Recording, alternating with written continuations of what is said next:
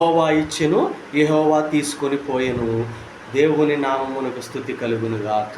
ప్రియ సహోదరి సహోదరుడు, ఇక్కడ యోబు మాట్లాడుతున్న మాటలు ఏంటంటే అండి, నేను దిగంబరినే వచ్చాను, దిగంబరినే వెళ్ళిపోతాను. నాకు ఉన్న సమస్తమును దేవుడు నాకు ఇచ్చాడు, కానీ దేవుడే మళ్ళీ వాటిని తిరిగి తీసుకున్నాడు. అందుకని ఏం మాట్లాడుతున్నాడంటే, అక్కడ నీకు సమస్తము ఉన్నప్పుడు నువ్వు స్తుతి కలుగును గాక అని ప్రార్థన చేస్తావు, కానీ నీ దగ్గర అన్నీ కోల్పోయినప్పుడు కూడా నువ్వు ధైర్యముగా విశ్వాసము కలిగి నువ్వేం చేయాలి?